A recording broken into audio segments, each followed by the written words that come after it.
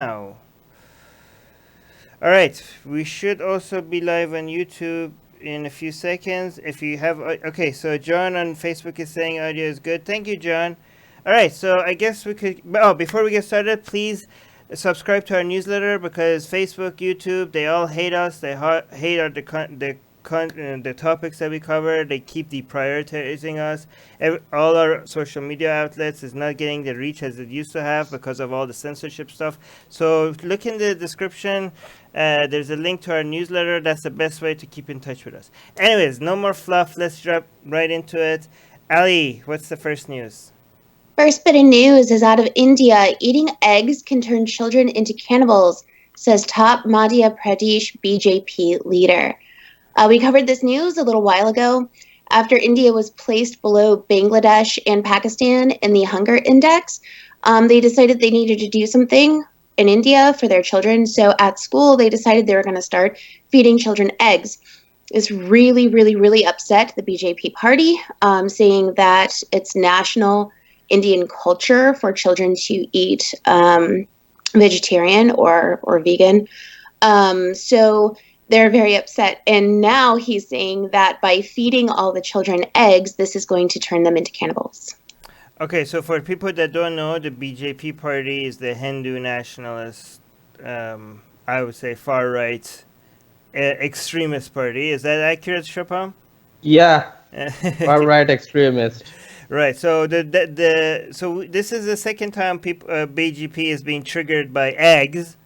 Second time we're covering it. Last time it was in a different state. That was so every state in India has, different. Is every state in India the BJP party is the main party? No, not in every state. It's mostly in the northern states. Mostly in the northern states. So yeah. Okay, so that one was a different. The BJP, the Hindu Nationalist Party, was the last time that we covered. Being triggered by eggs was they were just saying that hey, please don't give eggs to kids. This one is going a little bit more extreme. This guy is saying eggs makes children into cannibals. Is this accurate? This seems like the Onion or something. Indian version of the Onion has written this. This is actually Shubham. Did you look into this? Is this being reported accurately? Yeah. No, it's not accurate. I mean, he said this, but there's absolutely no relation between eating eggs and cannibalism. No, no kidding. I mean, no, but he said this. He said this. Yeah, when I'm saying is this accurate, I'm saying is it accurate that he actually said this? Okay. But he said yes. He said this. He said that if children eat eggs, then they will grow up to eat men. Where do you think he's getting this? Like, what? Like, is this based on a myth, or did he just pull this out of? No. I don't think there's any myth related to the. He's just making. I mean, they often make their own stuff up. So he's just making this up. I mean, this guy is a lawmaker, isn't he? Like, what is he? Is he a governor or of the state of the BJP? He's a leader, so he's like a member of the parliament or something like that. Okay, he's a member of parliament, but how could you be like I'm trying to wrap my head around this. Like, can you explain why would anybody think eggs could make children become cannibals? I mean, they just needed an excuse to make people stop eating eggs, and this is what he came up with. I would like to read his entire statement just so that people can understand where this is coming from. He said, "What else can you expect from this malnourished government? They are now feeding children eggs, force them to eat chicken, mutton. Indian culture doesn't allow non-vegetarian food. If they begin to eat eggs and meat from childhood, they'll become cannibals later." Wow. Okay. This is such a dedication to vegetarian. Okay. I also want to point out that in this state, BJP is not the majority party. Ooh. Okay. They are the opposition, and they are trying to blame the government, the majority party, for keeping eggs in children's meal and making them cannibals. So what we need to focus on here is the fact that these children are malnourished. Yeah, they are. In the scale, on a national scale, they rate below Bangladesh and Pakistan. Wow. So it's a good thing that they're giving them eggs. Very good thing. I mean, regardless of what your belief is, any vegans watching this or whatever who are upset about children being forced to eat eggs, these children are starving. They need more than what they're getting. So this is going to trigger Hindus and vegans at the same time. But I mean, okay, so actually it makes sense that they're not the majority party, because that's why the majority party in the state has been successfully given eggs to. This is for public schools, right? Yeah, Yeah. government schools. So an egg is such a cheap way to make sure the kids get protein, right? So this is this is the most efficient way to make sure the kids are getting the amount of protein that they need in their diet, and it's so good that the BJP is not a majority because I fit in this province, because if they were, they probably force kids to have vegan diets. Do you think that in other states that the BJP is the majority, are they like not giving, like, removing eggs from kids' diets in public school? It is possible. I don't think anything like that has been reported, but they won't really report it, I think. I mean, if they just stop giving eggs. And it is also not like the children are forced to eat eggs. It's just like eggs is in the menu of the meal, and if someone doesn't want to eat eggs, or if they're allergic, they can always choose not to eat the egg. The interesting thing about this news is that just reporting it is going to trigger a lot of Hindus. Just mentioning this story, because when there's debate whether something is true or not, right? The Hindus are just going to come out and just going to scream like fake news as soon as there's something that even puts the BJP party even at the remotely like negative light, even if it's just small amount of criticism of BJP party or anything Hindu related. Honestly, the Hindus online are some of the most sensitive people that I've met. Like, I used to think it's the Muslims that are most sensitive, right? But it's definitely the Hindus. Like, I have to congratulate the Muslims because they're not they're not the most sensitive people online anymore. It's the Hindus, right?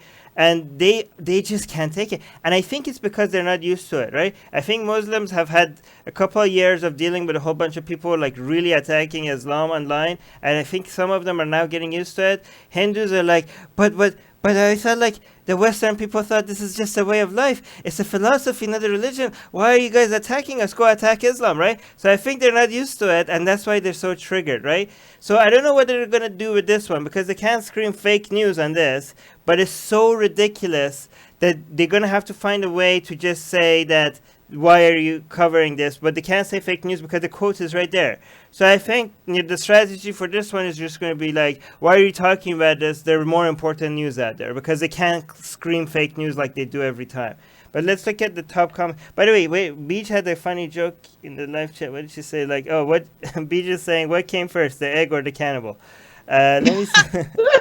Let me see. Okay. I want to mention something in favor of Hindus. Right. Unlike popular Western belief, actually more than 70% of Hindus are non-vegetarians. Well, why is that a defense of Hindus? I mean, I'm not against people that want to be vegetarian. Yeah. I just don't want them to be like demonizing everyone else, right? Like be vegan. Yeah, same here. And I don't want them to continue starving children. Yes. When it comes to veganism and malnourished children, I would go like, yeah, give these poor kids some eggs, right? Marcus is saying yes, because I absolutely love 2 eggs over easy with a slice of human flesh every morning. Let me see if I could find any triggered people. Oh, here, Vikram. Vikram is saying, Atheist Republic, seriously, what is the agenda? Political posts that too specifically anti-BJP? I thought Page was... Okay, this is not good English, okay? This is not me saying, this is Vikram saying. I thought Page was supposed to be specific to atheism. Are you sold out to opposition? Okay, first of all, Vikram, it's so funny how every time people see something on Atheist Republic that they don't like, they're like, oh, what is this new thing with Atheist Republic? You just, like, I thought this was supposed to be this. It's so interesting because the type of post that they're complaining about is something that we were always the type of post that we were always posting. We always post political news. We always say that Atheist Republic is not just about atheism, it's a place for atheists, but not always just about atheism, right? For atheists, not just about atheism, is what we always say. But they always come and say as if like they're so familiar with everything, and this is a new thing we're doing, that they're like, oh, so shocked, and they're so disappointed. And it's interesting, because if it was political, but also against a Christian party, they would like, this triggered Hindu person wouldn't be like, or a Hindu apologist at least, wouldn't be like, oh, I thought, why are you talking about against? Why is this political? First of all, Vikram, what are you talking about? Like, BJP is a Hindu party, right? So this is completely relevant to Atheist Republic, type of content. At least we have posts that have nothing to do with religion. We post your ridiculous comment under those, because we do post about things that have nothing to do with religion. But this post definitely has to do something with religion. First of all, BJP is a Hindu nationalist party. Second of all, the whole reason why they triggered about eggs is because of their religious views that eggs is bad, because they're vegan because of their religion. And also, the vegans that want to get triggered by this, at least if your veganism is because of moral reasons, you shouldn't be triggered by the fact that we're against this, because the Hindus are vegan not because of moral reasons. At least maybe you have the vegans that are vegan because of moral reasons, because of animal rights stuff. You should see yourself as better than ridiculous vegan. The reason for what you're doing is important, right? That's the reasoning behind what you're doing, and your moral standards is very important to the conclusions that you get. The vegans that are being vegan for moral reasons should completely out the people that are, if you're an atheist, you should be against people being vegan for religious reasons, because it's bad reasoning.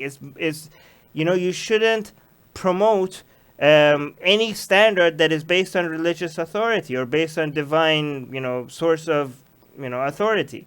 Anyways, Shubham? No, I wanted to say that. I mean, about veganism, these Hindus, they are not really vegans.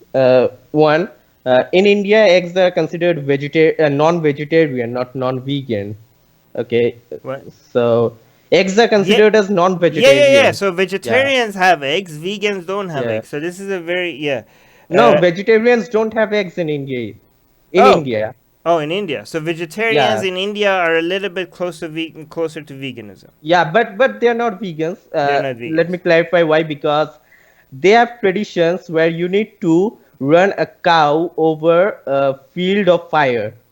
Yeah, I've seen that. They're torturing a cow. And then there's another thing. They will force feed the cow. I mean, they will force the cows to drink as much water as possible, so that they take piss, and so these people can collect the piss and drink it. Yeah, I know that. Yeah. There you go. Okay. Bruno is saying, Bruno is saying this about the member of parliament, the BJP member of parliament. He's saying, and he presented an immense amount of evidence for his claim in the form of "it happened to a friend of friend" sentences. Yeah, I mean, I honestly, even for BJP, even for Hindu standards, even for BJP standards, do other BJP people are embarrassed by this, or they're like backing this up? Because this is embarrassing. This is new level of ridiculousness, isn't it? For BJP standards, isn't it? I mean, this is new. I mean, the chief minister of a state, the largest state in India, is more ridiculous than him. Really? But how do you get so successful? How do you get to such a high position if you're this dumb? Okay, the people in those states are not like the most literate people, and they're very easy to distract and everything. And just when they shout, okay, Hinduism, nationalism, India, anti-Pakistan, anti-Muslims, and they get votes. Seriously, people in India, BJP supporters, you need to wisen up. If you have elected this person, then the problem is not just him. You are the part of the problem, okay? Yeah, BJP got to power not just because of religion. It's mostly because of anti-Pakistan sentiment. I mean, the left party, the Congress party, they wanted to have good relations with Pakistan and negotiate and stuff, and most people didn't like it. And BJP said, no, if necessary, we will go to war with Pakistan, and that's why people voted for that. Yeah, it works. It worked for Turkey when they were losing votes. They went anti-Kurd, and that worked for them. It worked a little bit. But it worked for India perfectly. When they were losing votes, they went anti-Pakistan and they got all the votes. Fear-mongering usually works. Anyways, let's go to the next news. Next news is out of Paris, France.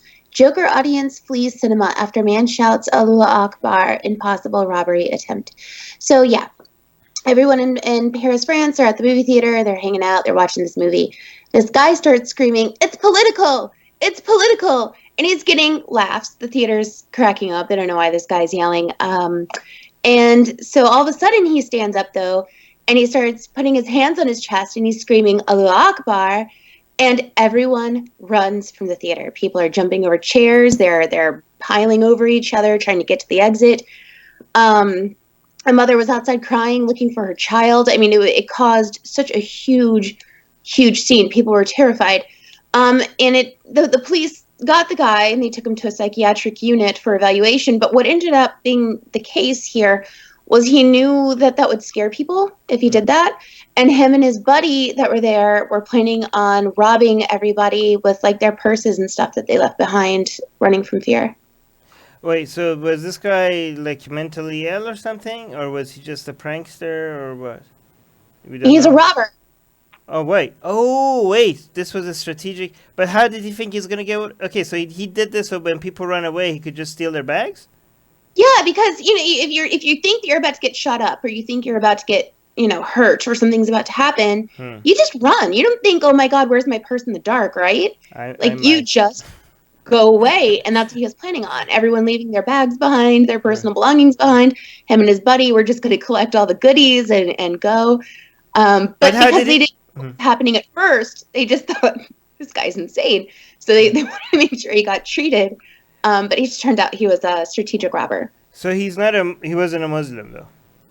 I don't think so. Okay. I don't know. It doesn't specifically say one way or another. Right. So how did you think he's going to get away with it? Like, is this such an easy arrest? Isn't it? I think what he was hoping for was everyone would be freaked out just as they were, and they were going to run just as they did. And he would be able to like grab some of their stuff, and they would be able to get out of an exit before anyone caught them. But security was kind of on it. So good job, security. Because it's good. It's good that security. Wait, so this is a very brave security that they run into a theater that everybody else was running out of. Like I would say so. Because security jobs don't pay that much.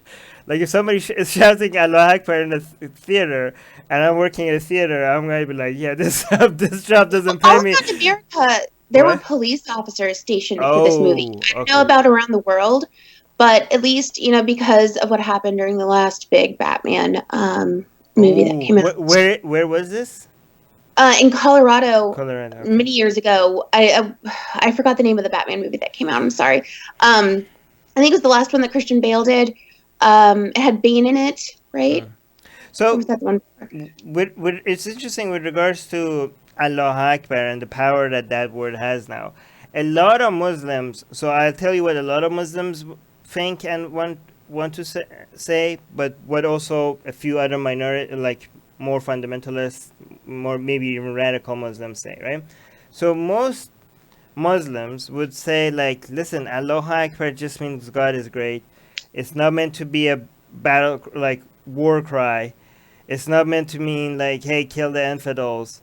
We use Allahu Akbar whenever we're like it's kind of like a Arabic version of saying what the fuck sometimes, right? It's sometimes the Arabic version of saying "Oh my God." Sometimes it's sometimes the Arabic version of saying "Wow, that's amazing," right? It's rarely the Arabic version of like "Let's kill the infidels," right? And they don't like it. Becomes popular. Yeah. But they don't like so these moderate Muslim types, they don't like it that Allahu Akbar is seen as such a hateful term. But I've also met Muslims, more radical Muslims, that they love the fact that just mentioning the name of their God strikes fear in the hearts of the infidels in this way. And they say, like, this is the power of Islam. This is the power of their God, that our enemies run in fear, or they tremble in fear as soon as they hear God is great. And this shows that our God is the true God, and Islam is a religion to be feared. And this is like, we like that. This shows that we want to be the strong religion, that just by hearing us shouting Allahu Akbar, people cower in fear. So, but that's a minority of radical Muslims I've seen that they enjoy this, but I have seen it, right? So, And there's the Hindu version. What is it? oh Jai yeah, Josh. Shri, Jai Shri Ram. just It's the same. Victory to Lord Ram. Same oh thing. yeah. So a lot of Hindu radicals now want to have their term where they, when what they say is like it's gonna strike fear. Yeah. So what does that mean? What is that again? What's that Hindu term? Victory to Lord Ram. Victory to Lord Ram. And how do Yeah. you say it in Hindu? In Jai Hindi? Shri Ram. Jai Jai Shri. Shri Ram. Yeah, and we've seen them shouting that when they're attacking like Muslims or people that have been, selling cows or stuff like that, right? Yeah. Yeah, and Chris It corrected. is. He let me know which one it was. It's The Dark Knight Rises. In Colorado, a man dressed up as Joker and went into a movie theater and shot up the place. I mean, killed a lot of people. A lot of people are injured. It was Right. horrifying. Yeah.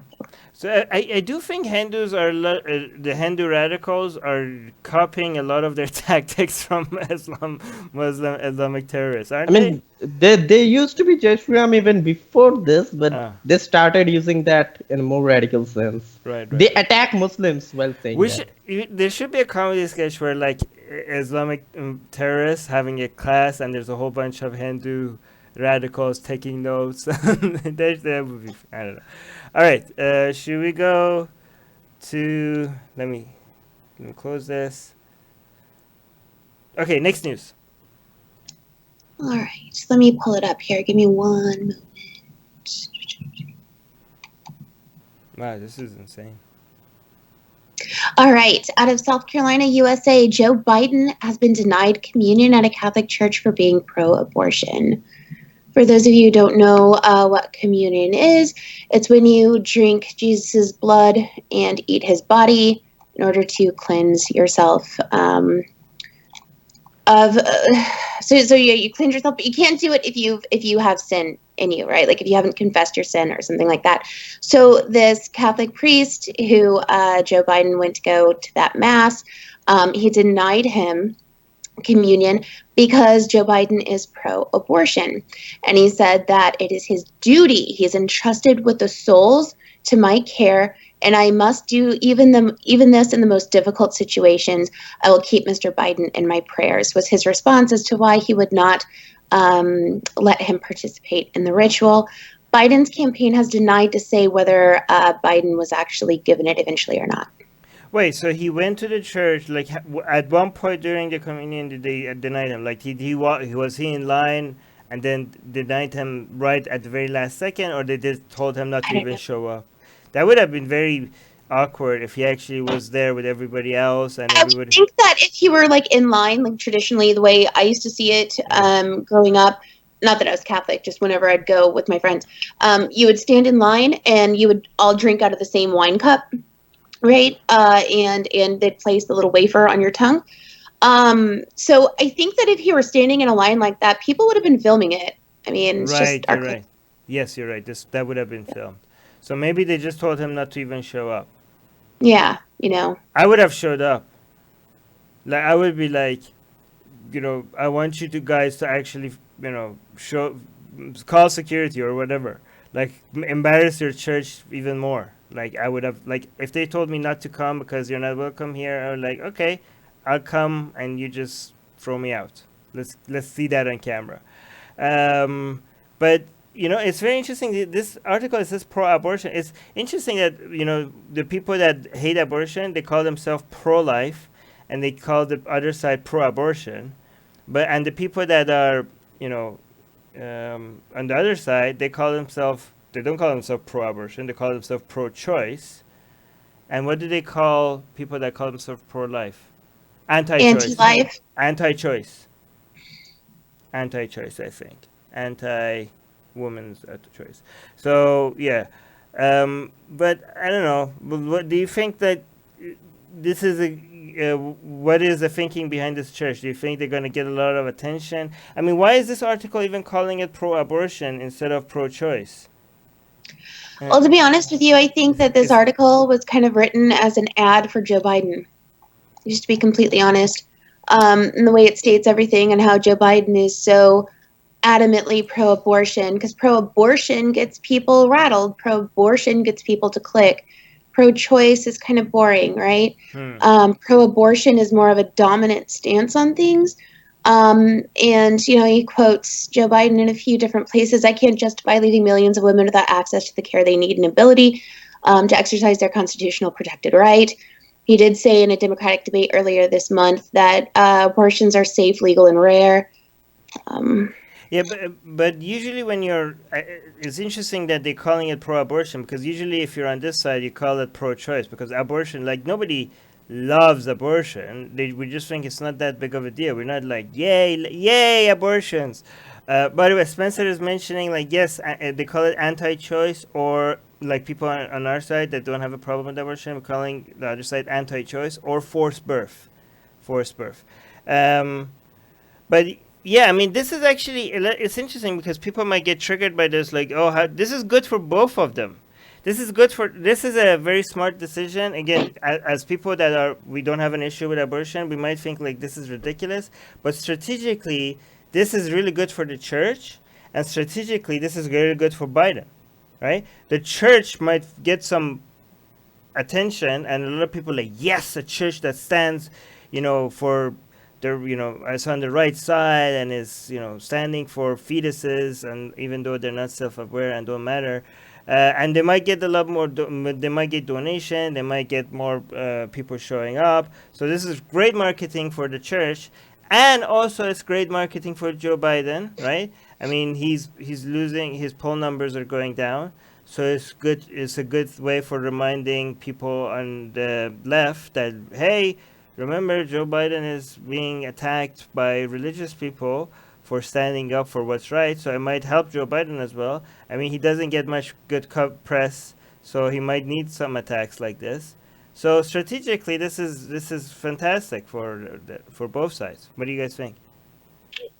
I totally agree. Absolutely. It's great for both sides. I think it's great for a lot of people who, too, are Catholic and are, see Joe Biden's stance. It's a really good, I guess, demographic to try to reach. But people in our live chat are going on about cannibalism and eating Jesus, and this is hilarious. If you guys don't join our live chat, you should, because they're awesome. In a sane world, this would be reported as large cult does not allow political cult member to eat their god because he doesn't like to force women to give birth. Yeah. Right. That'd be awesome. I might write that article now, actually. All right. All right, so let me show you the top comment. The top comment is by John, saying, I don't like the phrasing of pro-abortion. No one is pro-abortion. No one thinks everyone should be getting abortion. It's pro-choice. I'm not pro-abortion. I'm pro-woman's right to choose what to do with their body, with her body. Actually, I don't. Again, I'm not. So here's the thing. I disagree with this a little bit. First of all, I'm pro-abortion because it triggers the right people. So I like, if I could have an abortion, I would have one just so that I could make a statement. But I'm also not, this might be controversial. You two might disagree with me. I'm not for choice because women should be able to do whatever they want with their body. Because honestly, if this was a self-aware being in your body, actually, no, I would still be for, because the Christians then would have some fair points, right? Because they're like, it's not just your body anymore, it's someone else's body as well. But even if it was self-aware, you shouldn't be held hostage for someone else's life, right? So, but they would have a little bit of more of a legit point. Because it's like, oh, women should be able to do whatever they want with their own body. Well, no, because there's somebody else involved here. The reason why I'm pro-choice is because this is not someone else. A fetus is not self-aware. This is just a whole bunch of cells. So that's why I'm pro-choice, because I don't give a, I don't want to swear here, and because I don't want videos to get deprioritized. I don't give a damn about fetuses. They don't matter. They don't matter. All right. That's why I'm pro-choice. Not because So I don't buy that argument that I'm pro woman's right to choose whatever they want to do with her body, because if it was technically someone else involved here, then it's not just one person. But I am pro-choice. Do you guys think that's a? What do you guys think No, about that? I agree with you Yeah. because I mean, if it was like self-aware and like alive, then pro-choice wouldn't be that credible. But because it is just a parasite, it is Yeah, it's just a parasite. fetus is just a parasite. Yeah. Yeah. Okay. Ali, do you agree with me or no? I think that yeah, I mean, when it comes to like third trimester abortions and stuff, it's no longer just a parasite. So, Yeah, but it's still not self-aware. So I don't give a shit. I don't give. Oh, I almost swear. I don't give a damn about you that. did it, Armin. Oh, damn it. All right. But I don't give a damn about that one either. Even if it's that far, out. It's not self-aware, so it doesn't matter, right? The only argument against my position would be like, look, even if it was self-aware, like imagine if you were hooked up to your body was hooked up to somebody that needed in a hospital that needed you to be hooked up to them to be alive, right? And they were self-aware. If you decide like, listen, I'm gonna leave, I'm gonna go live my life, I'm gonna get disconnected from the person, you might say like, well, that's not a right thing to do, because if you disconnect your body from this person is gonna die. But technically, you have every right to disconnect yourself from that person, because you can't be forced to keep this person alive, right? So that would be an argument against my position, but it's still maybe morally more questionable if you just disconnect yourself from that person because they're self-aware. But again, we don't have to even go there because fetuses are not self-aware. All right, let's go to the next news. Next news is worldwide always removes Venus symbol from pads packaging, leading to absurd backlash. All right, so always is a brand of tampons, feminine products for women. They've been around forever, and apparently they've always had the women's Venus symbol on it. I've never noticed it in my lifetime, not once. And they announced that they were getting rid of it to be all inclusive, right? Everyone can use their product. It's not just for women. It's for people who identify however they want. Well, people started losing their minds, right? Even feminists came out and said, look, by you removing that symbol from your packaging, you're trying to erase women. It was said that they're trying to erase women. Other people came forward and were like, what the hell? Like, if you don't need it to bleed, why are you using this product? And so, yeah, people have been outrageous. They've been outrageously vocal about it. Nobody cared that this symbol existed in the first place. I don't even think I haven't even met anyone who remembered seeing it on their package at all. Wait. So, Okay. No, I'm about to go into a little rant unless you want to say something about this news-wise. Okay, before you go into a rant, the Venus symbol, they removed it because of what group of people? Transgender people? They didn't want to be specific and say transgender, but they did say definitely for transgender or non-binary individuals. All right, but is this for transgender people that have transitioned from women to men, or from people that have transitioned from men to women? Because if anyone. Okay, this makes sense. Okay, if it's transition, okay, so if it's from people that have transitioned from woman to man, then it makes sense, because they still bleed, but they don't identify as women, so they need this product, but they're not identifying as women, so they're like, yeah, Venus doesn't appeal to me. I'm not a woman, right? But if it's for people that have transitioned from men to women, they don't need this product, right? Okay, and that's what I want to rant about for a second here. Is you saying people don't need this product other than women, right? or people who bleed. That's not necessarily true. People have been using pads. I know that people in my lifetime, after they've given birth and after they had poor bladder control, they would use pads to help absorb anything before they got to the bathroom.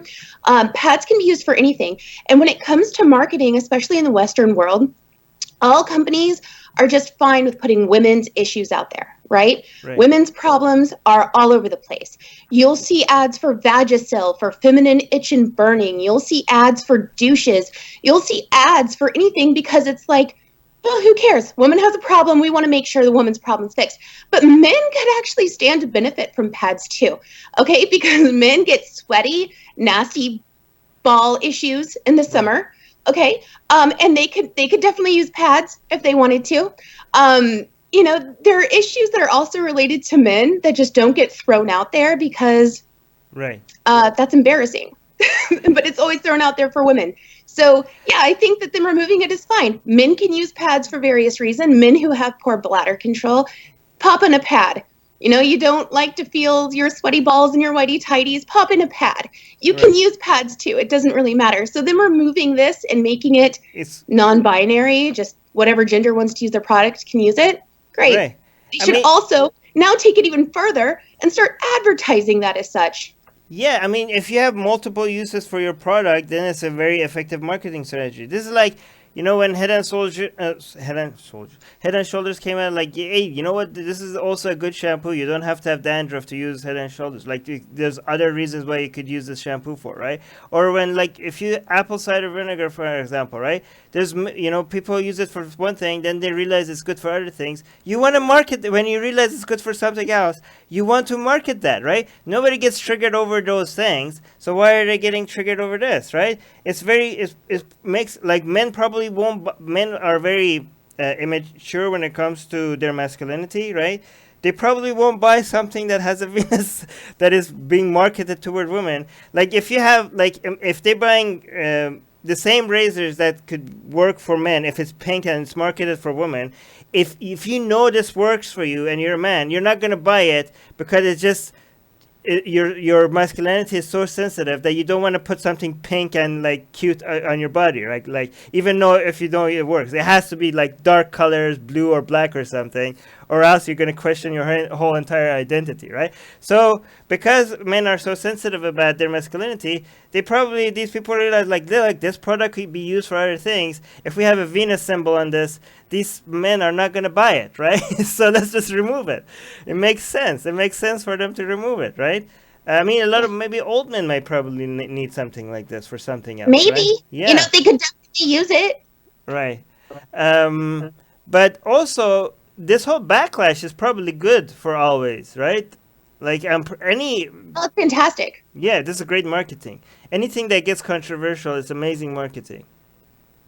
Right? I mean, we're talking about the fact that like, these pads could have other use other than, you know, what they're known for, right? So we're marketing it for them, and this is free marketing for them. How many other people are going to be probably talking about this on news? Imagine the amount of free marketing they're going to get out of this becoming controversial. So all the people that are triggered by this, they're effectively helping always market this new, you know, their product and marketing different ways that this could be used for other things, right? Absolutely. Yeah, outrage culture. This is the people. By the way, the people that are outraged by this are, a lot of them are going to come from the right, right? Which is, I'm just predicting. By the way, I have no idea.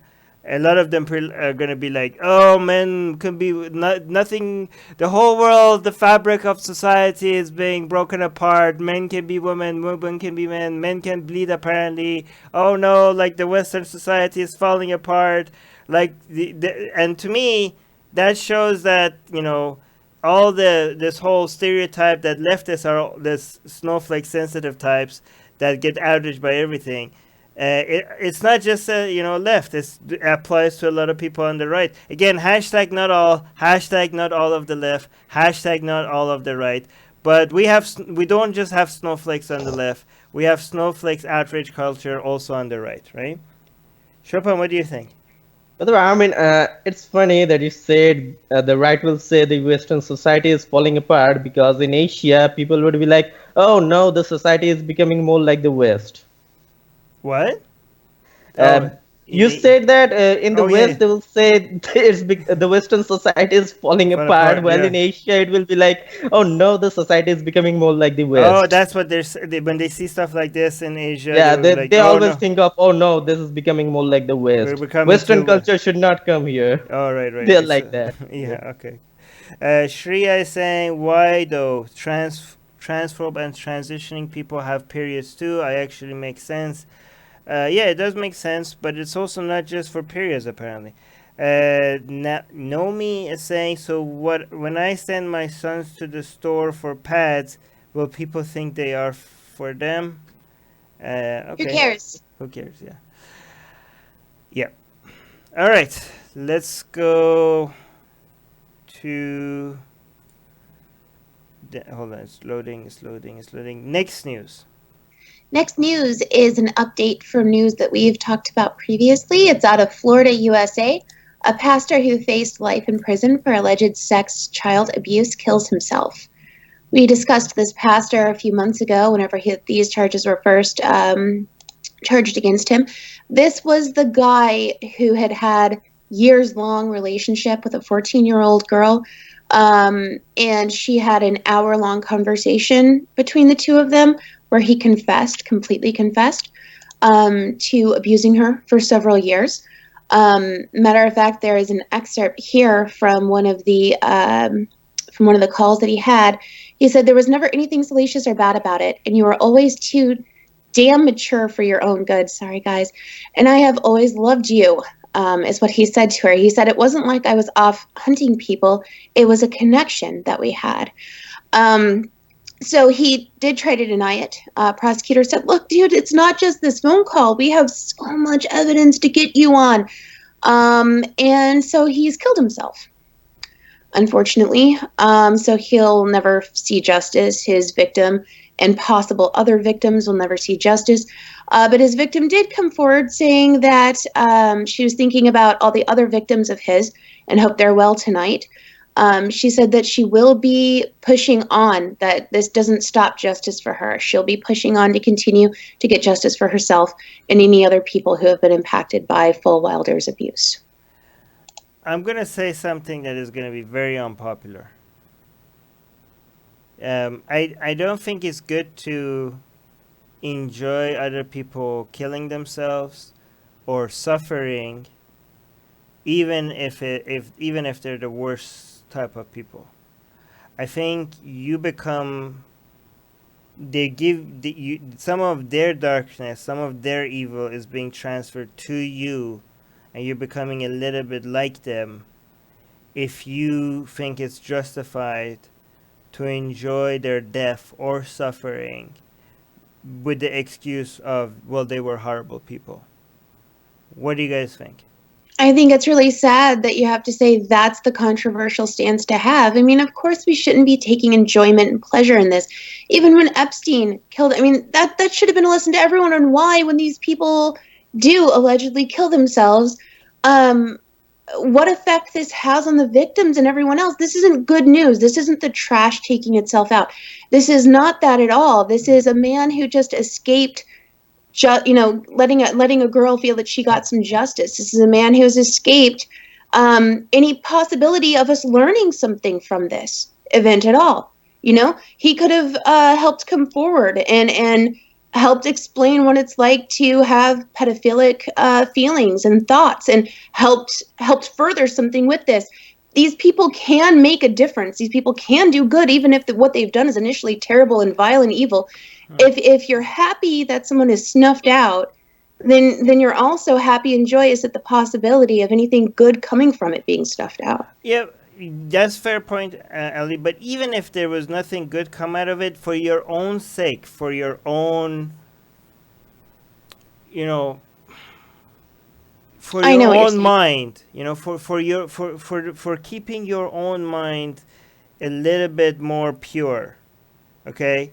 I mean, none of us are pure, but for just to make it a little bit less dark, a little bit less evil, try to avoid enjoying the suffering of even the worst people in the world.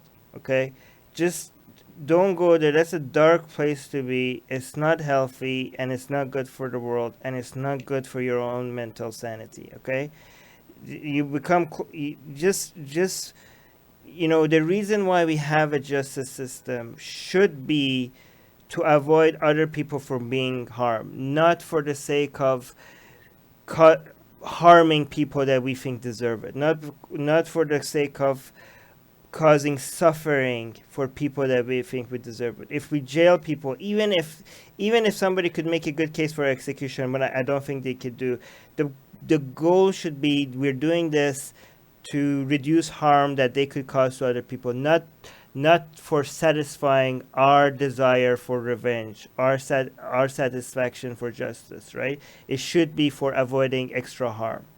I just think it's good if you exercise your brain to want to not to enjoy suffering. I think you have a healthier mentality, and I think if more people think like that, if more people don't enjoy pain and torture, we're just moving in the right direction as a society, I think. Alistair is saying, sometimes one feels sad that eternal damnation and hellfire is a myth. Oof. Oh, well, universe recycled those atoms into something else. I'm not going to read that because I don't want to swear and I don't want our video to get deprioritized. But Alistair is wishing that they had hell. As somebody that thinks that hell is the most sadistic invention by humanity, I think, Alistair, you're absolutely wrong. I'm glad that hell doesn't exist, and nobody deserves to go to hell. No amount of crime, no amount of evil could ever make anybody deserving of eternal torture, ever. Joe is saying in 15 minutes or less, he saved the taxpayer over 15% by switching to suicide. Dark and morbid, whatever. All right, Chopin, what do you think? Yeah, I mean, I have a question for you. I mean, like you said, it is, I mean, we should avoid feeling good about this kind of stuff, even if the worst people are killed or something like that. But what do you think about, like, what about feeling bad for them? If the worst people are dead, okay, we are not enjoying it. But there will be people like, okay, we are not enjoying it, but we don't really care about it. I mean, they will not feel bad about it. What do you think about that? I mean, feel bad about it. I mean, if you think about this person before they became this evil, like if you think about them when they were a child, there was a time that they could have went a direct way. Maybe if you want to feel bad for them when before they became this evil, because it's too much to ask for people to be sympathetic to somebody that turned into a monster, right? Right. I mean, Yeah, I think that people don't feel anything for it. Great. Yeah. No one should be forced to feel anything. I personally don't really care about this because I'm not enjoying it, but I'm like, okay, I don't really care about him being dead. Yeah, if I want to feel bad for any, I feel bad for the person that this guy was, like the child that this person was that turned into like that person became a victim, right? I don't feel bad for who he was. I feel bad for his victim. No, you can feel bad for both, right? Like, for example, like if you look at, for example, a suicide bomber, right? That a suicide bomber, like, of course I feel bad for the victims of the suicide bomber, but the suicide bomber himself or herself at some point had the potential of going into a different direction, right? So if they were raised in a different family, if they were exposed to different values, but that's such a stretch. It's not a stretch. I mean, we all have a potential. Had the potential. Why is that a stretch? That's true for all of us. We all had the potential. No, I mean, but what I'm saying is you're fantasizing about that. Then they didn't, and I don't think that everyone born on this earth has potential. I think that a lot of people are just bad people. I think they've had bad upbringings that helped bring it out in them. I don't think that everybody has the ability or potential to be some great person or good person. I don't. Well, then I feel bad only for the ones, I guess, that had the potential. Okay, I'm just saying that it's a tragic. This is, the person that became this turned into a monster. Them transitioning to an evil monster is a tragedy of itself. That's all I'm saying, which I agree. could feel bad about. All right, let's go to the next news. Next news is out of Tennessee, USA. A pastor tweets video of himself burning Atheist's book. Turns out to be the best marketing campaign ever. So a little bit of backstory on this. During one of the Democratic national debates, Ronald Reagan's son did a commercial for the Freedom from Religion Foundation. It was about atheists. It was awesome. Well, a pastor from Tennessee, Greg Locke, came forward and said, this is proof that Democrats hate God and that they're going to destroy our nation. So Andrew Slidell, he is a lawyer for the Freedom from Religion Foundation. Yay. He wrote a book. He's awesome. Let me get this right because I don't want to mispronounce it. Here it is. He wrote a book, The Founding Myth: Why Christian Nationalism is Un-American. And he wrote to John Locke, and he said, Greg Locke, and he said, hey, I'll send you a copy of my book. You should read it sometime because this isn't a Christian nation, and us being atheists isn't proof of that. So Greg Locke responds back and he says, maybe I'll sign it and send it back to you. At least then I'll have someone's name in it that actually stands against your revisionist nonsense. So sure enough, Andrew sends him the book, and the pastor makes a video response, and he's holding Andrew's book and he's ranting and raving like a lunatic in front of a fire, and he burns this nasty book of Andrew's, and yeah, I mean, because he did that, it got a lot of attention. I don't know. I think that Andrew's book should be doing awesome. Everyone should look into it. Yeah. The Founding Myth. Look that up. But now Locke is saying, and this is not in this article, but now Locke is saying that he wants to debate Andrew. He wants to have a debate with him. But the problem is, what Greg wants to debate about was everything that was in Andrew's book that he burned and didn't read. He didn't. So had read it? He didn't read it. No, he didn't read it. So had he just read the book, right, then he would know what their debate would be like. Wow. So is he gonna do the debate? I don't know. Okay, I'm actually jealous a little bit. Where's my book? Why There's No God?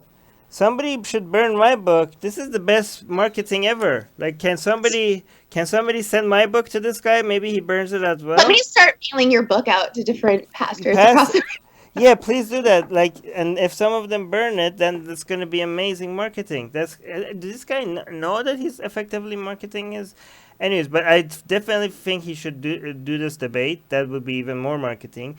Also, we interviewed Andrew Seidel on Secular Jihadists about his book. That was a really amazing interview. So if you want to see if this, by the way, the book is great, but if you want to decide if this is a good book for you before you buy it, check out our interview. Search for Secular Jihadists Andrew Seidel, and our interview will show up.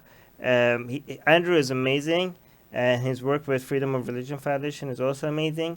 So, and check out that book. If you ever want to be armed with all the arguments, all the detailed arguments for why United States is not a Christian nation, then you have to read this book, right? I mean, it goes into so much detail, and you will also come out understanding a lot more about U.S. politics, way more than before, right? But yeah, please, somebody send my book to this guy so he could burn it, because our sales number would go up to the roof.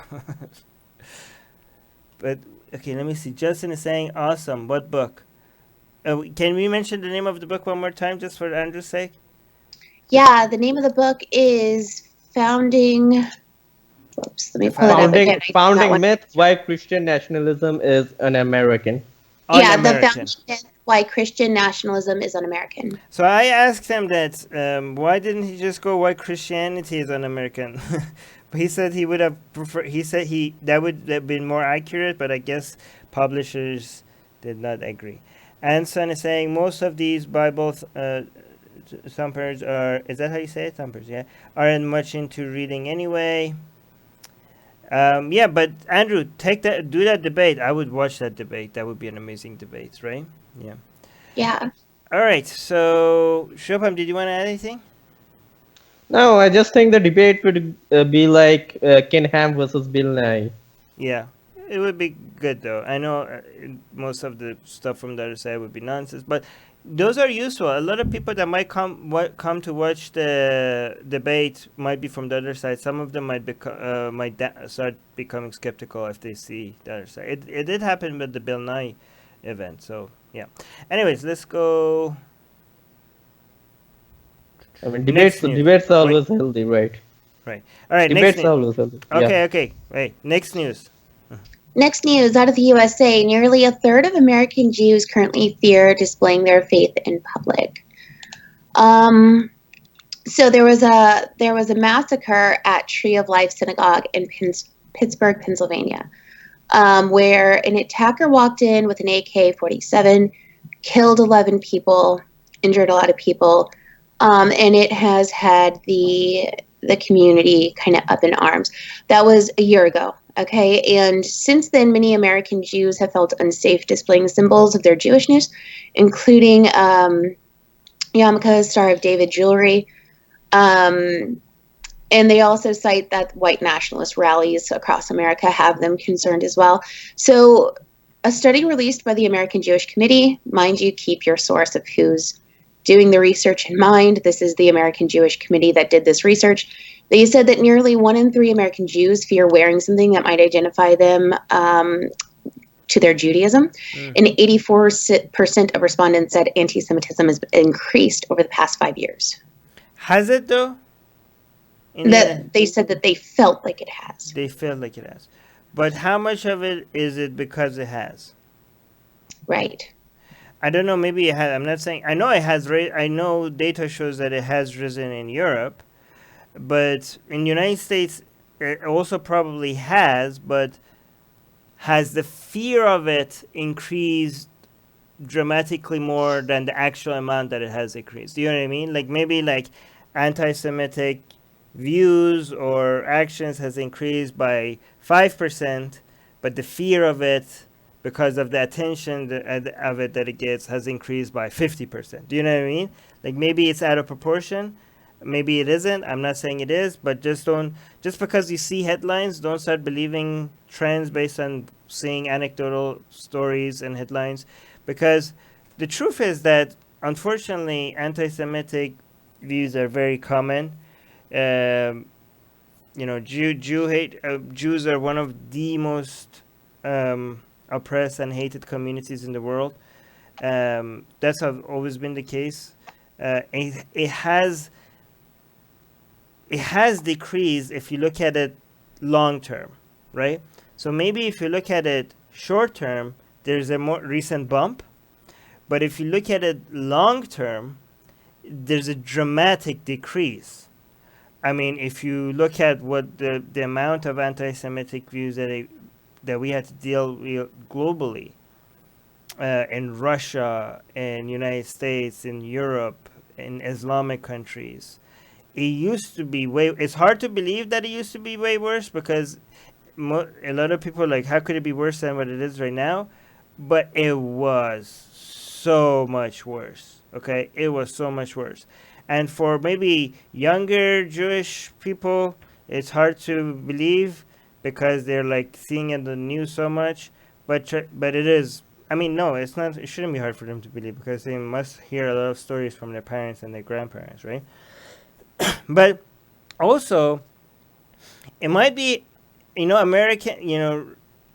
I know Americans want to be the first in everything, either the best in everything or the worst in everything. So either America is United States is the best country in the world, or it's the worst country in the world. It's nothing for people in the United States. It's nothing in between. So it's basic. So for the people that want to make it seem like America is such a bad place, they probably not gonna accept the fact that the United States is one of the best places for Jews to live. I'm not saying that recently anti-Jewish hate hasn't increased. It probably has. Somebody check the data on that for us, please. But it probably has increased, but United States is still and probably will remain one of the best places for Jewish community. And the reason for that is because how bad many other places are, especially Islamic countries, right? What do you guys think? Let me see the top comment. This is Yeah, no, I mean, I agree. It's hard for us on our end to really know without looking at statistics what's going on, because we're so used to reading stories after story after story about how, the more immigrants that come into Germany, London was another story we reported, where Jews are just being killed or attacked, things of that nature. In Germany, they did say that it was on the rise at one point. So we know that. I just feel like maybe my perspective is a bit skewed, honestly, because I read so many stories about things happening to Jews. So that's just me being honest. It's definitely probably skewed, and it definitely is probably why these people felt the same way and reported that way on their report that they were doing. So I don't want to undermine their fear, though, because I probably would be afraid as well if I was a Jew. Right. I mean, even before this rising, just being a Jew is just another friendly world to the Jews. Which is why they wanted to go and make their own country, because they felt unwelcome almost everywhere on the planet. They're like, F this nonsense. Nobody likes us. Let's just make our own country. Which is, is a huge problem that Jews all around the world have to deal with. And I'm just saying that it's not just the United States. They have to deal with it probably more in other places. David's saying anyone who follows the belief system that other people are below them should fear displaying their belief in public. Oh my God, David. Okay, so this is the problem people have. People don't understand the difference between the Jewish ideology as a religion versus the Jewish people, okay? Because when it comes to the Jewish religion, I'm against that 100%. That the Jewish religion, the Jewish theology, the Jewish doctrine is a hateful, barbaric, ancient, race supremacist ideology, okay? And yet, most Jewish people don't believe in that. Most Jewish people don't believe in most of that nonsense. And Jewish people, as a community, as a group of people, are probably one of the most secular groups of people out there among most demographics, right? So do not mix these two topics with each other, right? Yeah, I agree that the Jewish religion is a race supremacist religion that sees Jewish people as superior to other people. And so it's a racist ideology, and that's not even the worst problem with it. And I'm against it, and that religion needs to die, just like all other religions. But to translate that to the Jewish people is very dishonest or ignorant. Because, like I said, most Jewish people don't believe that Jewish people are superior, and most Jewish people do not accept most of the barbaric teachings, even the ones that think they're religious. If you go through the teachings of the Jewish religion, they would not. They either try to come up with excuses for it, they try to make it seem like it doesn't say that, or they will just outright say, "Well, that's a part of the religion that I don't agree with." But that's even among the religious ones, and a lot of them are not even religious. So just be careful that your hate for your justified hate for the religion of Judaism doesn't translate to any accusations of the Jewish people. So when David is saying anybody who follows a belief system that other people are below them, he's referring to the Jewish ideology. But this story is about the Jewish people, which most of them do not believe that other races are inferior to them. Okay. CJ is saying, forgive me if I don't shed a tear for people engaging in full-scale cognitive dissonance, being unable to advance their imaginary friends in public. Again, this is another problem with having the name of an ethnicity and the name of a religious group the same, because what CJ is talking about, what CJ is saying, when he's saying imaginary friend in public, again, you're talking about Jew as a religion rather than ethnicity. Again, I wish there were two different words for this, but unfortunately, they're using the same label. But even if we were talking about religious Jewish people, just because you advertise your imaginary friend in public does not justify you living in fear. Okay, people being wrong about their worldviews, people having nonsense ideas, people believing in imaginary gods in the sky, or believing in superstition, or even advertising their superstition or advertising their dogma.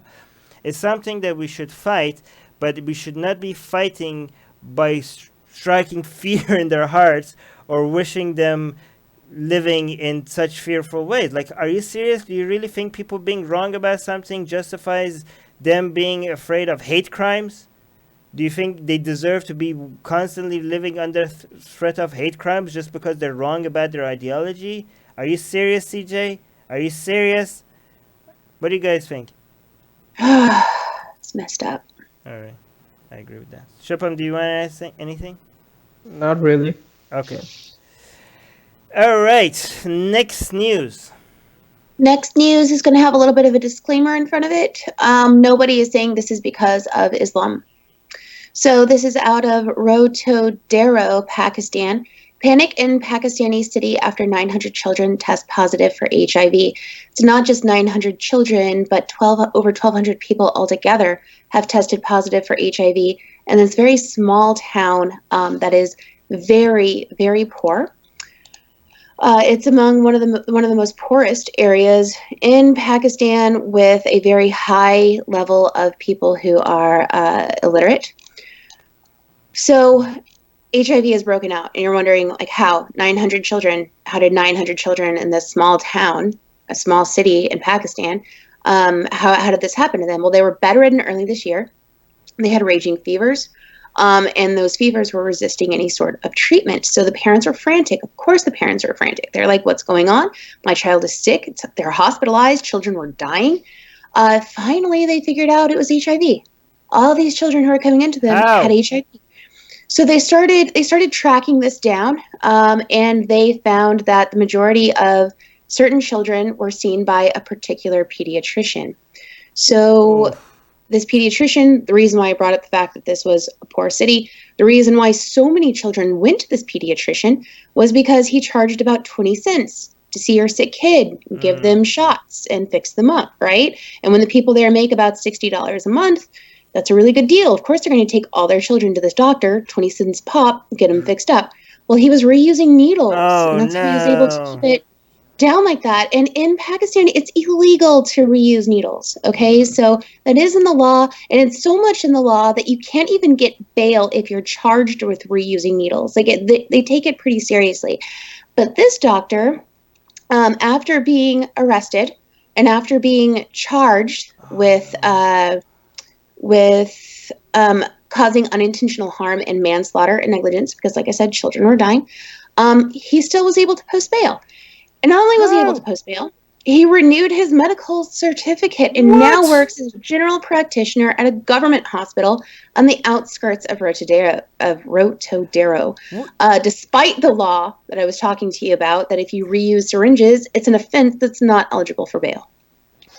Wait, how though? 900, this guy is responsible for 900 children being HIV positive. Poor kids, hey?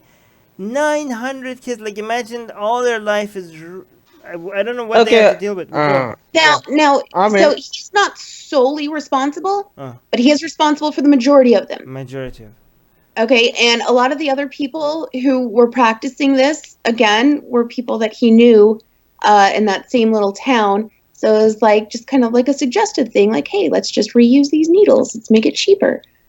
Shubham, you wanted to say something? Yeah, I was saying that it's not just 900 children, it's over 1,000 people, and 900 children were not even teenagers. Oh my God. Wow. So they were under 12 and under. Imagine, I mean, dealing with HIV is becoming easier in Western countries, but I imagine it's much more difficult to deal with it in Pakistan, isn't it? Like, I wonder, like, these kids growing up, what amount of crap they have to deal with because of this. And how is it like? Why are what the parents of these 900 kids are they not demanding justice? Are they not like protesting the government for why this doctor gets to still practice medicine? Well, here's the thing with that is these people are poor, they're illiterate, right? So I mean, like, Mm. they spending all the time they can trying to make money, and they make like $60 a month, an average household there. So yeah, moms and dads are working. They have, some of them have like 8 kids, you know. Insane. Where's the time? How are they going to take You, one family lost 2 children already, you right? know, Like an 18-month-old and a 3-year-old. wow. You know, if this had happened to 5 kids in the United States, this would be headline news right now everywhere. Absolutely. If 5 kids in the United States right now had AIDS because of a doctor reusing needles, this would be all over the news. Everybody would be talking about it. But we're not talking about 900 kids and, I don't know, a lot more adults. And it's like, who else is talking about this? Like, is this a big news anywhere? I don't understand why more mean, New people York- aren't talking about. I saw this news, I found it, and I was like, why isn't this everywhere? Yeah, I mean, we're not saying nobody's talking about it. Obviously, New York Right. Times is talking about it, but it would be way more trending if it was somewhere else, right?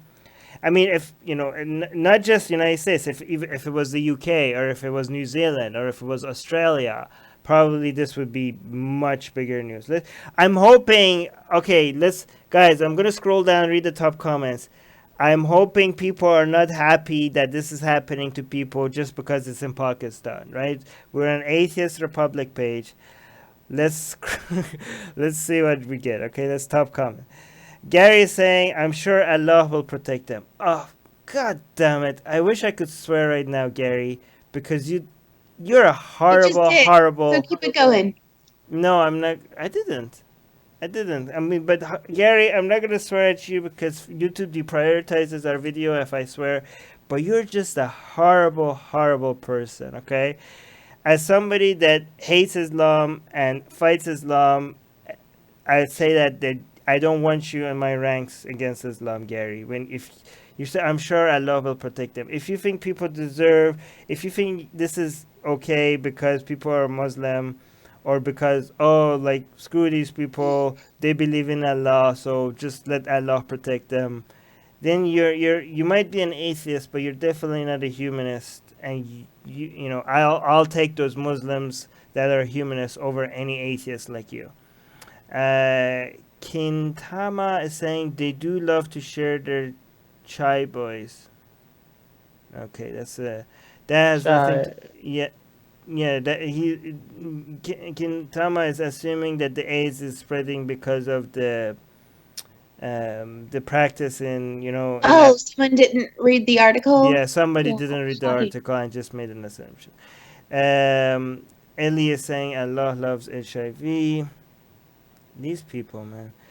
Muhammad is saying This has nothing to do with religion. I Yeah. mean, Yeah, I just want.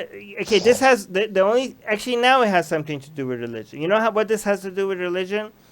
The angle on the story that has to do with religion is the fact that the atheist community has a problem of being so hateful against religious people sometimes that even when something has nothing to do with religion, they think some people children are deserving of getting HIV because they're from a Muslim country. Okay? that's so messed up. This story is more about the comment section on Atheist Republic, you know, the religious angle of it, right? And this is more our condemnation of our community itself, of the Atheist Republic community. We want to highlight the people that exist within our atheist community that think like this, right? So this guy, like another one of the top comments, his name is Muhammad, okay? So he is from an Islamic background, who is an atheist that is making fun of Muslims for getting HIV. Muhammad is saying Allah will protect them, right? So, again, these are mostly satire, and these people are horrible. And it's important for us to shine a light on this when it happens from our community as well, right? Anyways, let's go. Do you guys hear the cat in my background? Nope. Okay, good. Okay, I mean, Wait. I wanted to say something. People from South Asia, like poor people in South Asia, when bad things happen to them, not many people talk about it, and even they themselves can't really protest because like they're really poor in Pakistan, in India, in Bangladesh, and so I think more people who are capable, like Atheist Republic and other people, other organizations, should talk about this stuff just to raise awareness that Well, yeah, there are people I, in these I countries. actually I don't buy that because I want to actually criticize Pakistani people a little bit because if this was if in Pakistan there was this person that killed like this religious figure or this a bodyguard, you know which story I'm referring to, that killed a blasphemer that now was arrested, the number of people that will come out for him being free in Pakistan will be astronomical, right? If a religious person was arrested in Pakistan, the number of people that will come out protesting. If a blasphemer in Pakistan was released from prison, the number of people that would be protesting against that would be huge, okay? But when you have 900 of your own children getting HIV and the government allowing the doctor to practice medicine again, where's the outrage against that, Pakistan? Right? There Where should be a lot. No, yeah, blame them for that. But I mean, that's exactly why I think others should also talk about it. I mean, yeah, they're not doing this for themselves. I mean, yeah, these are their own but I citizens. have seen them come being able to protest in astronomical numbers for religious reasons, right? So they do, Yes. even the poorest one of them, they protest. They know how to protest, and they do that in massive numbers. But this is something that they should be outraged about, and apparently they're not. This is what you should be outraged about, Pakistan. Where are you? And again, even if the poor people are like, oh, they're not uneducated, they don't know, they can't read and write, there are a whole bunch of middle class people in Pakistan that they should be speaking on behalf of these poor people right now. And they're not. Where are the middle class people that they should be protesting in the streets for this? Right? Are they? If they are, somebody send us that story, please. Okay. All right. But yeah, you're right, Shubham. We should be talking about this, and we Yeah. are. Like GVA in the comment section, live chat is saying Asia Bibi is a bigger threat to Pakistan than AIDS, apparently. Yeah, so Aisha Bibi being free apparently gets a whole bunch more outrage than this. You don't care. Apparently, you don't care about your own children. And hashtag not all. All right, should we go? Let's go to. Hold on. It's loading. Okay, next news. Next news is out of Washington, USA. Ex-gays descend upon DC to lobby against LGBTQ rights. Ex-gays? So, What is that? Okay. yes, these are a group, actually, these are two groups of people who consider themselves in the former category and lobby for protected rights for themselves in the former category. These people were people that once identified as gay or transgender, and they have now been cured. Cured. Right. Right. So yeah, Sure. there are two bills that are about to be passed: the Equality Act and the Therapeutic Fraud Prevention Act. The Therapeutic Fraud Prevention Act is outrageously important to humanity. It prevents the absolutely debunked allowance of conversion therapy groups to continue abusing children and teens in the LGBTQ community, trying to get them to become straight. And the Equality Act is just saying, hey, employers and anyone in the government can't discriminate against you for being gay. What's wrong with that? Well, here's what's wrong with it. One lady said that she lives in Portland, Oregon, and she has never seen anybody being mistreated. So this law does not need to be passed because she hasn't seen anybody who's needed it. How about that? We also have people who are saying that the deconversion groups are good, definitely help people, even though they've been scientifically debunked. So they're saying that they just want to, they're not here to spread hate or anything like that. They just want to lobby in our government and try to tell their stories. So basically, they're passing a new law on a federal level in the United States, right? Yes. That makes Mhm. gay conversion, gay therapy illegal, right? Right. Great. When did that It's amazing happen? news. That's amazing news. And these people don't like it, and they're protesting, and they're coming and saying, "Look, we're cured, so please don't pass this law." And Right. And also the other law, the Equality Act, says that you can't be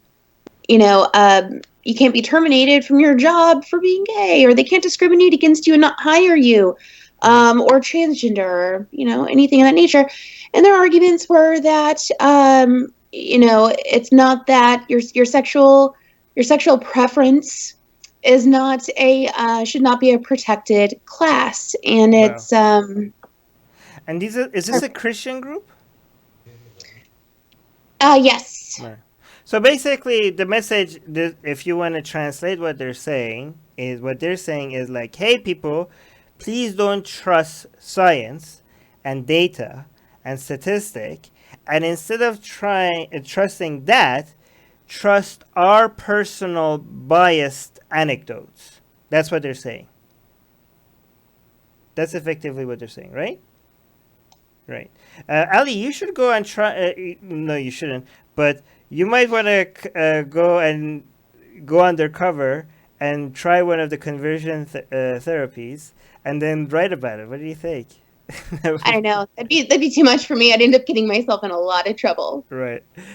But these conversion therapies. They're abusive, aren't they? Like they are. Absolutely. Yeah. Oh yeah. Yes. And a lot of them weren't even being held in America anymore, because what they do to these children, they get put down in South America so that they can starve these children, make them work and just work and work and work and work and not sleep, and starve them so that they're just exhausted, and then get them to a point where you can brainwash them.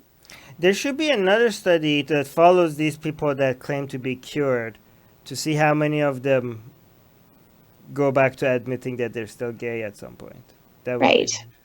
By the way, Chris mentioned something interesting. Something I can't find it anymore, but I think he said something in the live chat like you can't be cured if there was nothing wrong with you, right? Actually, there's something wrong with you now, because you're gay and you're pretending not to be and you're living a lie. Well, I think it's very important that you say that, okay? Because that's exactly what it is. This is pretend. If you want something bad enough, and if you live in we all make our own communities, right? We all make our own cohort groups, kind of. We all hang around the same thing. And so if we're around people who constantly tell us that being gay is bad, it's abomination, you're terrible, you're a sinner, repent or hell, repent or hell, repent or hell, you can convince yourself that you're straight. And you can convince yourself that all of your urges are just from the devil. I know you can do this. Because okay? you have. I've done it. Yeah. I've done it as well. I should say. Am I the only straight person here? Regardless of where you're at in that, you are pretending. Right. Yeah. So we have personal experiences from both of you here, right? Yeah. So which. By the way, personal experiences. I'm not always dismissing them. You have to go by data, but then personal experiences come after data, right? So the way you treat, like, you don't go first look at personal experience and anecdotes and then come up with conclusion. What you do is you go look at data, then you come up with conclusion, then personal experiences and anecdotes then are added to. You can add them to get more of a personal touch to what now you believe based on data. You know what I mean? So. But you have to use anecdotes and personal experiences after you came up with a belief system based on data, right? So they come after, because data is too dry. It's not always very interesting, and you don't get to make a connection with the people that are suffering just based on data, right? So anecdotes and personal experiences and stories do matter, but they should be used after you come up with the belief system based on data. You don't first use anecdotes and personal data to come up with the belief system, okay? That's how you use, okay. Does that make sense? Yeah, I mean, much like we're trying to say, this woman saying that just because she hasn't personally seen anybody being discriminated against there in Portland, Oregon, then it's not happening to people. Right. Obviously, you can't use personal experience and anecdotes because those can be wrong. But we do have data. We do have data saying that conversion therapies do not work. They're ineffective. Right. And we do see a lot of people who are saying that they were cured coming out even recently. We've done a lot of reports on this to people as of late. So people who are most vocal about it do end up coming back later in life and saying, you know what, hey, maybe I was wrong about that. Right. No, yeah, so sorry, let me just explain what my philosophy regarding personal data is. So you don't go and say like, hey, here's this person's story, and that's why this is a big deal in this part of the world, right? That's the worst way of figuring out if something is a big deal or a small deal or is it a deal at all, right? What you do is like, hey, here's data to show that this is a big deal. Now that you know that this is a big deal, and that we have proven that this is a big deal and it deserves attention, here's a story of 1, 2, or 5 people for you to see how that one, that big data that it showed you, how that looks like on an individual level, right? So that's how you use personal stories and anecdotes. So I'm not completely dismissing personal stories and anecdotes, but it's important how you use it. Let me read the top comment. Andrew is saying, I pity them. You constantly discover and rediscover yourself in life. To have such shame in yourself that you feel such a strong need to impose that same shame in others is truly rock bottom. David is saying, oh no, there's another top comment. Steve is saying, I can only imagine the collective amount of self-loathing in that group. Yeah, man, it's so sad. I feel bad for these people. Shobham, did you want to add anything? I actually wanted to bring something up. These kind of news articles really have a bad effect in the third world countries, which are in a process of, they're uplifting people. Gay people, trans people. Okay, so like in India, it has huge influence from the West, the Americas, the Europe. It has huge influence either positively or negatively. So there are people who will listen to you if you say, okay, see, gay rights, trans rights, LGBTQ rights have done so well in the West, so maybe India should adapt these rights as well. And they will listen to you if you say that. They will say that, okay, those countries are improving and we should as well. But then they hear about these news and they will be like, oh no, see, gay people can convert to straightness, and these people have negative impact on them, and they will be like, oh no, I don't believe you now, because there are also people from the West who are saying, oh no, we have converted from gay to straight, and they will then start supporting conversion rights again here. So you're saying that the damages from this is global, not just the United States. Yeah, I do think so, because okay, this is a personal anecdote, but I think this qualifies because I have seen people doing that here. All right, let's move on to the last news. Last news for tonight is out of Manila, Philippines. Stuck in an airport for almost 2 weeks, Iranian beauty queen says she'll be killed if she is deported. And yes, so Bahari is a contestant for the Miss International pageant in Manila. She is saying that the government is trying to get her to go back. The Iranian government is trying to get her to go back to Iran so that they can arrest her for her public stance against the government. So she actually lived in the airport in the Philippines for 2 weeks, trying to not go back. The Philippines government pulled a whole bunch of shady tricks, trying to tell her that she had to leave right now because there was something wrong with her visa, and they had to get her out. So she sat on the floor and she screamed until they just left her alone, basically, because she was not going to go back to Iran. She ended up calling a friend for help who came to her aid, which the government in the Philippines was saying that her friend was disrespectful, and started screaming terrible things. They also accused Bahara of screaming terrible things, like Jesus. I don't even think I can say what she said or what she's accused of saying. Yeah. Yeah, I can't. But so she ended up screaming something terrible. And she said the only reason why she was yelling that was because she was trying to get the attention of people due to fears that she would be sent back to Iran. She thought by invoking Jesus' name, it would get people's attention, as most people in the country are devout Catholics. So, wow. Yeah. By the way, we managed to, when this was happening, hours before they were trying to send her back to Iran from the Philippines, we managed to create a Twitter storm around this, and bring a lot more attention. And because of all the great people that paid attention to this, I think that's the reason why she wasn't deported, because she was just about to be deported back to Iran. And this is a woman that has been very critical of the Islamic Republic of Iran, of the regime in Iran. And she would have been in a lot of trouble if she was sent back to Iran, right? So, and they stopped that.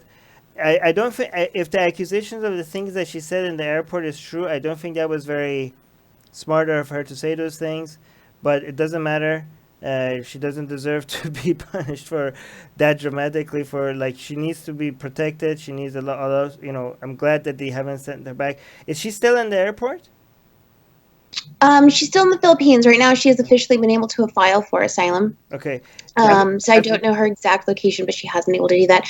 Just really quick, I know that Doorknob had asked me to use substitute words, and I think that I need to, just in order to make this sense make news. She did ask for Jesus to send the Filipinos to heaven. Oh, okay. That's okay. So yeah, but that's not very. And I know she said some other negative things about Filipinos. It's not. I mean, it's not a smart thing to do, especially now that you need Filipinos for your protection, right? So I Right. suggest her to stop saying hateful things against Filipinos while she's in the Philippines, right? Even if she's saying them in Persian, because people will translate it at some point, right? So don't do that. But Philippines does deserve some criticism, both the airport authority and the government. And not all of them. A lot of people have recognized that she shouldn't be sent back to Iran. But the airport officials were kind of not very smart when they decided to contact. When first of all, they were sending her back. They were sending her back to Iran. So they were sending her back to very bad, to Iran. And that was the fact that they even made that decision. The fact that some people at the airport thought that's a good idea. That's just already horrible. But then when she started making start raising hell, and she's saying, like, don't send me back, they'll kill me, and all that stuff. What they decided to do is they decided to contact Iranian government, and ask him if it's true that she would be in danger if she's sent back. Like, are you guys serious? Like, are you asking the Iranian government for, like, what do you think they're gonna say? Oh yeah, we're gonna don't send her back here so we could execute her. Like, is that, like, do you really think you're gonna get an honest answer from the Iranian For a authorities? surprise party. Yeah, but so that was very strange that they did that. But I also want to remind people that Philippines is also the country that sent Dina Ali, Laslum, yeah, Dina Ali for short, a woman from Saudi Arabia, that was attempting to go to Australia to go to this was back when was this? This was in 2017, right? She was running away from Saudi Arabia, going to Australia to apply for asylum. She had to stop in Manila, and the airport officials took her and sent her back to Saudi Arabia. And she was begging the entire world to please save me. Don't let them send me back to Saudi Arabia. And she's missing. She's been missing ever since. We have no idea. They sent her back to Saudi Arabia. And this is something that I'm really angry. I don't know who in the Philippines, which Filipino officials are responsible for sending back to Saudi Arabia. But the Philippines has this record, unfortunately. I'm glad that this was. I think that as an ex-Muslim community, we might have failed Dina Ali. We didn't raise enough noise when this was happening. Some of us did, and a lot of us didn't. But we did learn our lesson.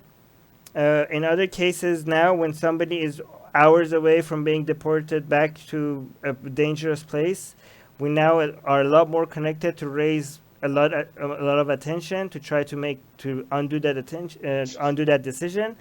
And we did. I think we were successful. I think because of the you guys, I tweeted about this, and so many people retweeted me. And thanks to Sam Harris, by the way, for retweeting me. I think he retweeting me as the main reason why this got. Other people, Imam Tawhidi retweeted me. Who else retweeted me? Oh my God! If I forget this, they're gonna crucify me. What was his name? Oh God damn it! I'm so sorry for forgetting your name. Somebody important retweeted me that deserves attention, deserves credit here right now, but I'm forgetting his name, and he's never going to retweet me again if I forget his name. I'm going to look it up really fast. But again, these people, and every single person that retweeted this, I really, really have to thank you, because okay, who? Let me see. But it's a very important. This is the reason why I really want to bring attention to this is because of a lot of people think that Twitter activism doesn't do anything. Oh, people just retweeting stuff. Well, it might have just saved this person's life, right? So we have many examples of online activism actually making a difference, and this is just one addition to that. Oh, Tariq Fatah. So sorry, Tariq Fatah, for forgetting your name. David Silverman retweeted this. A lot of big names retweeted this, and I know a lot of people have differences with some people. Hate some of these people that I mentioned. I could be appreciative. I could be grateful of them bringing attention to this, even if you have disagreements with them. You could also be grateful of some people doing something that matters, even if you don't like a lot of their positions. Okay, so I am grateful, even like Imam Tawhidi and Tariq Fatah. I'm sure a lot of people in our audience don't like a lot of these people's positions, but you could be against their positions on many things while being grateful for their support at the same time. I think that's possible. What do you guys think? Absolutely. And speaking of something that we're going to be working really hard on the next couple of weeks, our Pakistani, the guy who runs our consulate in Pakistan, is being brought up on blasphemy charges. And he's been able to escape, but not to a safe country at all. And he only has until January to find a place in another country that'll take him for asylum. So we're going to be ramping up on that in the coming weeks. So if everyone can remember that this worked, and help us out whenever we start pushing for his safety. Can we make a short video explaining that his situation, like a 1-minute video explaining his situation and what we need to do? Yeah. Okay, so because it needs to be under 1 minute, so we could use it on Instagram as well. Right. Okay, let's do that. Let's try to help him out. Anyways, that was our last. Okay, I needed to say something about this. Okay, go ahead. Baharia's claimed, not Baharia's claimed, the Filipino authorities, okay, the immigration authorities, they have said that they have accused Bahari of assault and battery in the Filipino city of Dagupan, Dagupan or something. And she has claimed that those were just lies designed to send her back to Iran. And right now she is being held in Terminal 3 of Nino Aquino International Airport in Manila. So good. Thank you for actually bringing it up. I should have brought it up myself, but thank you. So with regards to that, first of all, we don't know who's telling the truth here, right? It might be true or not, but the point is that even if they are true, nobody deserves to be sent back to a country that could put you in jail for your political opinions, even if they have committed some crimes, right? even like that is a punishment that does not fit the crime. You know what I mean? So even if that is true, first of all, we don't know if that is true. It might be, because it's very likely.